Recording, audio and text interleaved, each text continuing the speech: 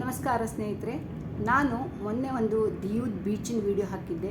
ಹಾಗೆ ಇವತ್ತು ದಿಯು ಬೀಚಿಂದೆ, ಆದರೆ ನಾವು ಫಸ್ಟ್ ಎಲ್ಲಿ ಹೋಗಿದ್ವಿ, ಹೇಗೆ ಹೋಗಿದ್ವಿ ಅಂತ ನಾನು ಹೇಳ್ತೀನಿ. ಫಸ್ಟ್ ನಾವು ಸೋಮನಾಥಕ್ಕೆ ನಾವು ಹೋಗಿದ್ದು. ಸೋಮನಾಥದಲ್ಲೇ ನಮ್ಮದು ಹಾಲ್ಟೆಲ್ಲ ಸೋಮನಾಥಲ್ಲಿತ್ತು. ನಾವು ನಂತರ ಮರುದಿವಸ ಸೋಮನಾಥದಿಂದ ಬೆಳಿಗ್ಗೆ ಬೇಗ ಬಿಟ್ವಿ, ಅಂದರೆ ಅರ್ಲಿ ಮಾರ್ನಿಂಗ್ 5:45 6 ಗಂಟೆ ಒಳಗೆ ನಾವು ಸೋಮನಾಥ್ ಬಿಟ್ಬಿಟ್ವಿ. ಅಂದರೆ ಚೆಕ್ಔಟ್ ಮಾಡಿದ್ವಿ. ನಮ್ದು ಆಗಿತ್ತು ಅವತ್ತು ರಾತ್ರಿ ಎಲ್ಲ. ನಾವು ಸೋಮನಾಥ್ ಎಲ್ಲ ಫುಲ್ ದರ್ಶನ ಆಗಿಬಿಟ್ಟಿತ್ತು ಹಿಂದಿನ ದಿನ. ನೆಕ್ಸ್ಟ್ ಡೇ ನಾವು ಬೆಳಗ್ಗೆ ಬೇಗ ಹೊರಟು 6 ಗಂಟೆ ಒಳಗೇ ಹೊರಟು ನಾವು ಸೂರ್ಯೋದಯ ಅಂದರೆ ಸನ್ರೈಸ್ ನೋಡಬೇಕಾಗಿತ್ತು.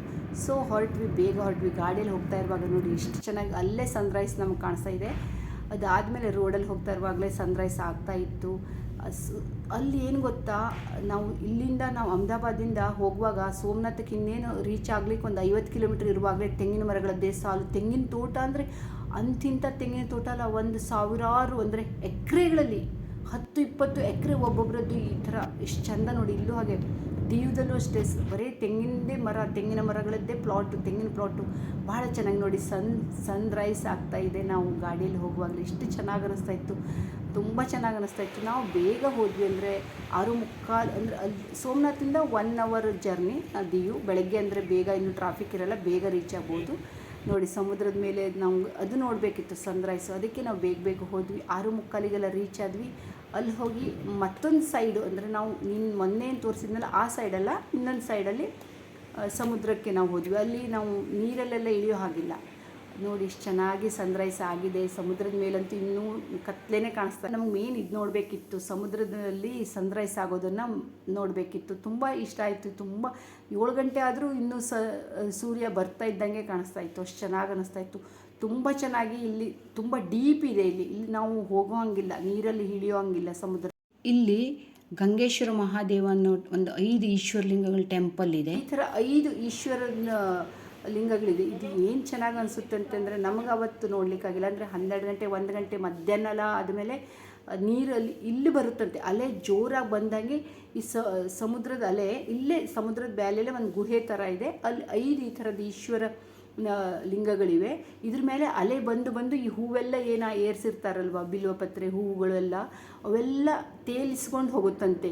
ಎಲ್ಲರೂ ಬಂದು ನೀರು ಓಡಿ ಬರ್ತಾರಂತೆ. ಆಮೇಲೆ ಅದೆಲ್ಲ ಓಡಿ ಬಂದು ನೀರು ಹಾಕ್ತಾ ಇದ್ದಂತೆ. ನನಗೆ ಅದು ಗೊತ್ತಿಲ್ಲ, ಎಲ್ಲರೂ ಹೇಳ್ತಾರೆ. ಈ ಥರ ನಾವೆಲ್ಲ ನೀರು ಹಾಕಿದ್ವಿ ದೇವ್ರ ತಲೆ ಮೇಲೆ. ಸಮುದ್ರದಿಂದನೇ ಅಲ್ಲೇ ಸಮುದ್ರದ ಒಳಗಿಂದ ಒಬ್ಬರು ಅಜ್ಜಿ, ಅವರ ಸೇವೆ ಗೊತ್ತಾ, ಅವರು ಪ್ರತಿಯೊಬ್ಬರು ಎಷ್ಟು ಜನ ಹೋಗಿದ್ದಾರೆ ಎಲ್ರಿಗೂ ನೀರು ತಂದು ಕೊಡ್ತಾರೆ. ಧೈರ್ಯಕ್ಕೆ ಮೆಚ್ಚಬೇಕು. ಮತ್ತು ಅವ್ರ ಸೇವೆ ಅಂತೆ ಅದು. ₹1 ತೊಗೊಳ್ಳಲ್ಲ. ನಮ್ಮ ಮನೇಲಿ ಇವರೇ ಅಜ್ಜಿ ನೋಡಿ. ಆಮೇಲೆ ಯಾರೋ ಬಂದವರು, ಸಮುದ್ರದಲ್ಲಿ ದರ್ಶನ ಮಾಡಲಿಕ್ಕೆ ಬಂದವರು, ದೇವ್ರ ದರ್ಶನಕ್ಕೆ ಬಂದವರು ಯಾರು ಹೋಗಿದ್ರು ಒಂದು 5 ನಿಮಿಷ. ಈ ಅಜ್ಜಿನೇ ಪ್ರತಿಯೊಬ್ಬರಿಗೂ 2 ಗ್ಲಾಸಲ್ಲಿ ಸಮುದ್ರದ ನೀರನ್ನು ಹಿಡ್ಕೊಂಡು ಬರ್ತಿದ್ರು. ನಾ ಮರ್ತುಬಿಟ್ಟೆ ಆವಾಗ ವೀಡಿಯೋ ಮಾಡಲಿಕ್ಕೆ. ಆಮೇಲೆ ಒಂದು ಸ್ವಲ್ಪ ನೆನಪಾಯಿತು, ಇವ್ರು ಮೇಲ್ಗಡೆ ಬಂದು ಕೊಡ್ತಾಯಿದ್ದಾರೆ.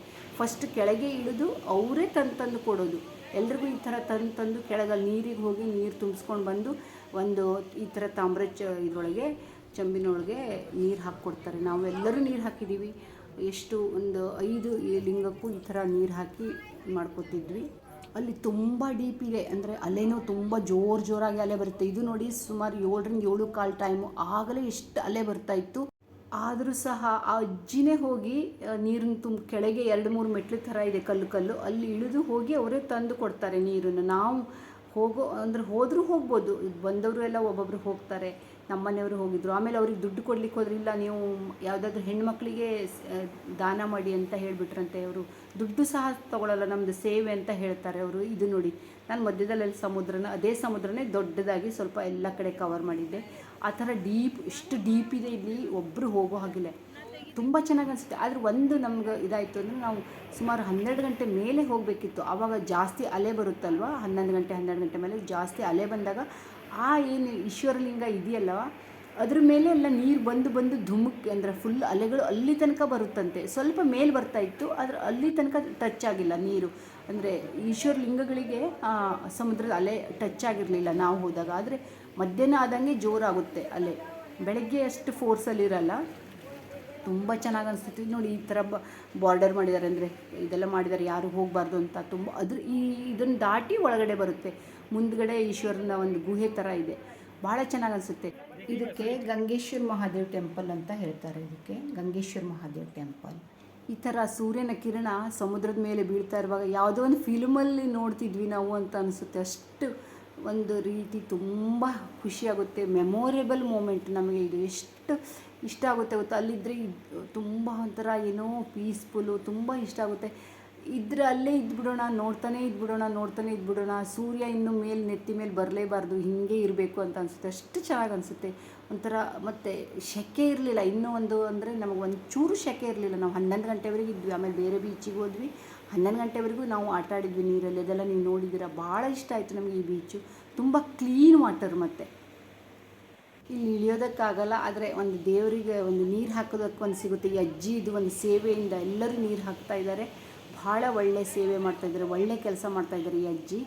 ಇವರಿಗೊಂದು ಸೆಲ್ಯೂಟ್ ಹೇಳಬೇಕು ನಾವು. ಆಮೇಲೆ ಇಲ್ಲಿಂದ ಸುಮಾರು 8 ಗಂಟೆ ಮೇಲೆ ಮತ್ತೊಂದು ಕಡೆ ಹೋದ್ವಿ. ಅಲ್ಲಿ ಸ್ವಲ್ಪ ಹೊತ್ತು ನೋಡ್ಕೊಂಡು ಮತ್ತು ಟಿಫಿನ್ನೆಲ್ಲ ಮಾಡಿ ಬ್ರೇಕ್ಫಾಸ್ಟ್ ಮಾಡಿ, ಅಂದರೆ ಸುಮಾರು 8:30 ನಾವು 8:30, 8:45 ಸಮುದ್ರದಲ್ಲಿ ಕೆಳಗೆ ನೀರಾಡಲಿಕ್ಕೆ ಹೋದ್ವಿ. ನಮ್ಗೆ 12 ಗಂಟೆ 1 ಗಂಟೆ ಆದರೂ ಬರ್ಲಿಕ್ಕೆ ಮನಸ್ಸಿಲ್ಲ. ಆದರೆ ಇವ್ರು 11 ಗಂಟೆಗೆ ಕರ್ಕೊಂಡು ಬಂದುಬಿಟ್ರು. ಜೋರಾಗಿ ಅಲೆ ಬರ್ತಾಯಿತ್ತು. 11 ಗಂಟೆಗೆಲ್ಲ ತುಂಬಾ ಜೋರಾಗಿ ಅಲೆ ಬರ್ತಾಯಿತ್ತು. ಇನ್ನು ಮಧ್ಯಾಹ್ನ ಆದಂಗೆ ಜೋರು ಅಲೆ ಬರುತ್ತೆ ಅನಿಸುತ್ತೆ ಮತ್ತೊಂದು ಕಡೆ ಹೋದಾಗ. ಇಲ್ಲಿಗೆ ನಾನು ಇವತ್ತಿನ ವೀಡಿಯೋ ಮುಗಿಸ್ತಾ ಇದ್ದೀನಿ. ತುಂಬ ನಾನಂತೂ ಎಂಜಾಯ್ ಮಾಡಿದ್ದೀನಿ. ನೀವು ಎಂಜಾಯ್ ಮಾಡಿದ್ದೀರಾ ಅಂದ್ಕೊಂಡಿದ್ದೀನಿ. ಹೇಗೆ ಅನ್ನಿಸ್ತು ಅಂತ ಹೇಳಿ. ಇಷ್ಟ ಆದರೆ ಲೈಕ್ ಮಾಡಿ, ಕಮೆಂಟ್ ಮಾಡಿ. ಫಸ್ಟ್ ಟೈಮ್ ಬಂದಿದ್ದರೆ ನನ್ನ ಚಾನೆಲ್ಗೆ ಸಬ್ಸ್ಕ್ರೈಬ್ ಮಾಡ್ಕೊಂಡು ನೋಡಿ ಅಂತ ಹೇಳ್ತಾ ಈ ವಿಡಿಯೋನ ಎಂಡ್ ಮಾಡ್ತಾ ಇದ್ದೀನಿ. Thank you friends. ಮತ್ತೆ ಸಿಗೋಣ ಇನ್ನೊಂದು ವೀಡಿಯೋದೊಂದಿಗೆ.